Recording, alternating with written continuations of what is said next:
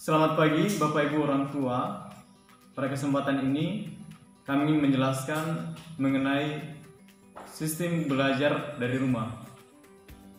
Selamat menyimak.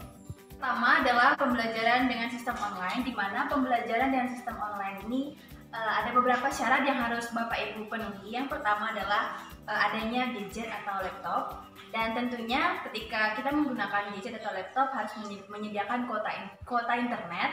Kemudian konsisten, di mana anak akan belajar seperti biasa dengan 5 hari dalam seminggu dengan jadwal yang sudah ditentukan seperti itu. Kemudian di dalam pembelajaran sistem online ini kita akan menggunakan salah satu aplikasi yang cukup menarik, cukup baik, dan sangat membantu anak-anak dalam proses pembelajaran, yaitu aplikasi Zoom Meeting.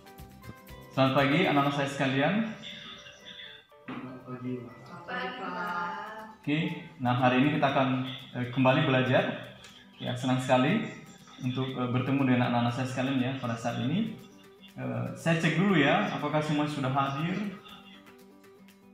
Oke, ya ternyata semuanya sudah hadir ya dalam keadaan sehat juga. Saya lihat semuanya dalam keadaan semangat ya pada pagi hari ini ya. Oke, nah bagaimana? Apakah kita sudah bisa mulai belajar? Siap, Pak. Siap ya. Victor, saya mau bertanya, Pak. Silakan. Ini yang tadi Pak Victor jelasin, 0 itu artinya diam. Itu maksudnya apa, Pak? Oh, yang 0 artinya diam ya. Iya. 0 itu artinya karena dia berada di tengah-tengah. Kelebihan sistem pembelajaran secara online pertama adalah guru menyampaikan materi secara langsung seperti jadwal pembelajaran di dalam kelas. Kemudian, hal tersebut akan mendukung siswa dalam pengembangan aspek sosialnya. Mengapa demikian? Karena saat murid tidak mengetahui atau tidak memahami pembelajaran yang sedang disampaikan guru, murid dapat secara langsung menanyakan hal tersebut kepada guru. Kemudian, murid juga dapat difasilitasi untuk berdiskusi kepada teman-temannya, begitu. Nah, selain aspek sosial, relasi murid pun akan terbangun melalui sistem pembelajaran seperti ini, baik dengan guru ataupun dengan sesama murid walaupun tidak langsung bertemu, begitu. Kemudian, murid juga akan menjadi lebih disiplin terhadap waktunya. Kenapa? Karena sistem ini akan menuntut siswa untuk mengikuti pembelajaran sesuai dengan jadwal yang telah ditentukan. Dan terakhir, dan ini adalah aspek yang paling penting, ini akan memudahkan orang tua untuk mengawasi anak-anaknya. Kenapa? Karena murid akan dibimbing oleh guru sama seperti jadwal pembelajarannya. Jadi Bapak Ibu, orang tua akan sangat dimudahkan dalam mengawasi murid-muridnya. Baik Bapak Ibu, sekarang saya akan mencoba menjelaskan sistem belajar yang kedua selain daripada online tadi, adalah yang namanya sistem belajar semi online. Nah, apa itu sistem belajar semi online? Itu adalah sistem belajar di mana guru hanya akan memberikan tugas, instruksi, materi melalui Google Classroom saja, dan setelah itu siswa setelah melihat daripada materinya di situ akan langsung mengerjakannya di rumah, dan setelah selesai langsung dikirimkan melalui Google Classroom juga. Nah, Bapak Ibu, ada beberapa kekurangan daripada sistem belajar semi online ini tentunya. Yang pertama, tidak ada interaksi daripada guru dan siswa. Ketika suatu materi diberikan contohnya oleh guru, nah siswa akan sulit bertanya kalau contohnya kurang jelas untuk mengertinya, dan guru juga tidak bisa menjelaskan lebih. Itu yang pertama. Terus yang kedua,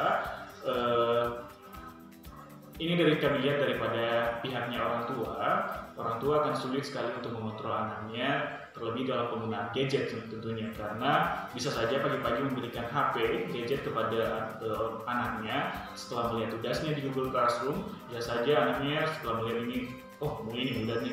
Nah, setelah selesai mengerjakannya bisa saja mengerjakan ke hal-hal lain, menonton contohnya atau bermain games. Yang ketiga, bisa saja sistem belajar ini memberikan peluang daripada siswa untuk bisa menyontek atau berperilaku tidak jujur pada saat mengerjakan, karena bagaimanapun orang tua ataupun guru tidak bisa mengawasi siswa tersebut pada saat pembelajaran. Yang terakhir Bapak Ibu, berdasarkan fakta yang pernah terjadi sebelumnya, siswa bisa saja berkata kepada orang tuanya, "Pak, Ma, saya sudah mengirimkan tugas, saya sudah mengerjakan tugas ini dan mengirimkannya kepada guru." Namun nyatanya belum sama sekali mengirimkan tugas, mensubmit tugas itu kepada gurunya. Oleh karena itu, saya himbau, saya beri masukan kepada orang tua, mending memilih sistem belajar yang online saja. Yang ketiga adalah sistem pembelajaran menggunakan modul yang mengharuskan murid untuk mengambil atau mengembalikan modul ke sekolah. Yang pertama, kelemahannya adalah murid tersebut akan menggunakan protokol kesehatan yang tepat dari pemerintah, ya. Kemungkinan akan sedikit ribet karena kita juga kesulitan mungkin untuk mengontrol interaksi murid, dan akan berbahaya untuk pencegahan menyebarnya virus corona. Lalu yang kedua adalah kita akan susah mengontrol murid tersebut apa yang dilakukan di luar, ya. Apalagi kalau pergi bersama dengan teman-temannya, bisa izinnya pagi lalu pulangnya bisa sore, sehingga kita juga tidak tahu apa yang dilakukan oleh murid tersebut di luar rumah. Lalu yang keempat, di rumah murid juga akan mendapatkan pengawasan dari orang tua. Kemungkinan juga orang tua akan kesulitan untuk mengawasi belajar murid tersebut, ya, karena harus mengerjakan lalu memastikan murid tersebut mengerti dengan pembelajarannya. Lalu yang terakhir adalah besar peluang untuk murid tersebut berlaku tidak jujur atau menyontek, ya, bisa kerja bersama teman-temannya. Mungkin itu Bapak Ibu, sehingga kita semua perlu mempertimbangkan sistem belajar murid. Jadi Bapak Ibu orang tua, dari semua penjelasan yang telah kami sampaikan tadi, kami berharap Bapak Ibu memilih metode yang paling tepat untuk anak-anak, dan silahkan untuk chat ya di grup kelas untuk disampaikan pada wali kelas, sehingga kami bisa menentukan ya dan juga mempersiapkan segala sesuatu untuk hal itu.